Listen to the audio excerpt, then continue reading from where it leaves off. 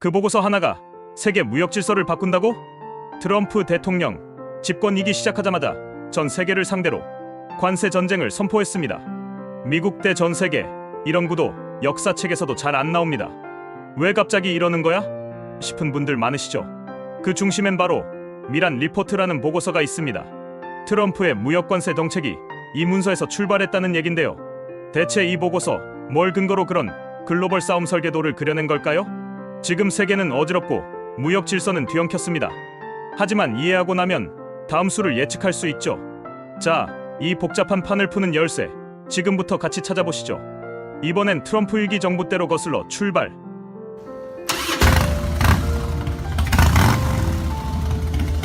(2018년에서 2019년) 트럼프와 관세 폭탄 다 때려.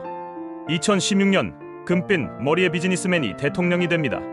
그 이름 도널드 트럼프. 미국은 더 이상 호갱이 아니다. 이제는 페어 게임이다. 중국 준비됐냐? 트럼프는 미국의 무역 적자, 특히 중국과의 불균형을 국가적 수치로 규정합니다. 그리고 꺼낸 무기는 관세. 그것도 아주 강력한 관세 폭탄. 1단계 메이드 인 차이나 세금 붙인다. 2018년 트럼프는 무역확장법 제232조를 꺼냅니다. 이 법은 국가안보 위협 시 수입 조정이 가능하다는 일종의 만능 열쇠. 그래서 어떻게 했냐고요?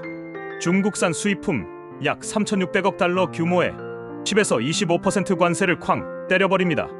철강 25%, 알루미늄 10%의 글로벌 관세도 같이 적용됩니다. 캐나다, 멕시코, 유럽연합, 한국 등 전 세계 동맹국들 포함. 이쯤 되면 거의 미국 대지구 느낌. 트럼프의 관세 전쟁 성과는 첫째, 재정 수입은 확실히 늘었습니다. 2018년에서 2019년 동안 약 700억 달러의 관세 수입 확보. 둘째, 철강전자 산업 일부는 회복세. 미국 내 철강 공장 투자가 100억 달러를 넘었습니다. 셋째, 협상용 카드로도 잘 써먹었습니다. 중국과 1단계 무역합의 체결, 미국 농산물 추가 수입 약속도 받았죠. 넷째, 달러 강세로 수입 물가 상승 효과가 일부 상쇄되기도 했습니다. 그런데 관세는 늘 양날검입니다. 첫째, 미국 농민들. 중국의 보복 관세로 대두 수출 직격탄. 콩값은 떨어지고 농민들은 속이 터졌습니다. 둘째, 소비자 물가 상승. 전자제품, 의류, 생활필수품 가격이 오르기 시작했죠. 셋째, 자동차 건설업계처럼 철강 알루미늄 쓰는 제조업체는 원가가 오르고 수출길은 막히고 고용도 줄었습니다.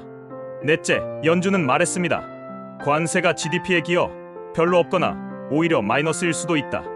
다섯째, 동맹국들도 가만히 있지 않았습니다. 캐나다, EU가 보복 관세로 200에서 300억 달러 규모 맞불 작전, 예외와 면제, 그리고 협상의 기술. 트럼프는 관세를 협상용 채찍처럼 활용했습니다. 한국은 철강 관세 면제 대신 연간 수출 쿼터를 받아들였고, 캐나다와 멕시코는 처음엔 면제받았다가 나중에 관세 부과, 그리고 다시 철회되는 과정을 겪습니다. EU는 면제 못 받았고요. 결론은 하나, 트럼프의 관세 정책은 경제 정책이라기보다는 정치, 안보, 협상, 국민 감정까지 들어간 종합 전략이었습니다. 그리고 WTO는 최종 판단을 내립니다. 2022년 WTO는 트럼프의 철강 알루미늄 관세가 국제 무역 규정을 위반했다고 판결합니다. 즉, 불법이라는 거죠. 트럼프는 관세를 정말로 무기로 사용한 미국의 첫 대통령이었습니다. 성과도 있었지만 논란도 분명했죠. 남긴 질문은 단 하나. 관세로 정말 미국 우선주의를 이룰 수 있었을까? 그리고 그 뒤에 남겨진 건 무엇이었을까? 2024년 미란 리포트와 트럼프 2기의 경제 시나리오. 2024년 미국 대선 직전 세상에 조용히 한 보고서가 등장합니다. 제목은 이렇습니다. A User's Guide to Restructuring the Global Trading System. 직역하면 글로벌 무역 질서 개편 사용 설명서쯤 되겠죠. 쓴 사람은 바로 스티븐 미란, 아니 이제는 미란이라 불리는 경제 전략가입니다. 경제계의 전략가 미란, 트럼프 2기의 설계자, 하버드 경제학 박사, 전 재무부 고문, 맨해튼 연구소 선임연구원, 월스트리트저널 기고자, 그리고 2025년 트럼프 행정부의 경제 고문으로 정식 지명. 미란 리포트는 단순한 연구서가 아니라 트럼프 2기 행정부의 정책 설계도 역할을 합니다.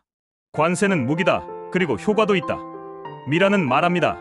2018년, 2019년 트럼프 1기의 관세 인상, 미국 경제에 큰 부정적 영향은 없었고 오히려 세수는 늘고 산업은 일부 살아났다고. 실제로 중국산 제품의 평균 관세율은 17.9%포인트나 올랐습니다. 그럼 전략은 어떻게 세워야 하냐? 전략적 접근 3종 세트. 단계적 관세 인상 매달 2%씩 천천히 올려서 심리적 압박. Forward Guidance. 관세 인상 일정과 목표를 미리 공지. 맞춤형 관세, 나라별, 품목별로 정밀 타격. 관세는 총이 아니라 저격총처럼 정밀하게 써야 한다는 주장이죠. 무역 시스템 개편. 미국이 중심이어야 한다. 미국은 세계의 소비를 책임지고 있고 달러를 기축통화로 제공해왔다고 주장합니다. 우리만 계속 퍼주는 건 불공평하다. 이제 부담은 나눠야 한다.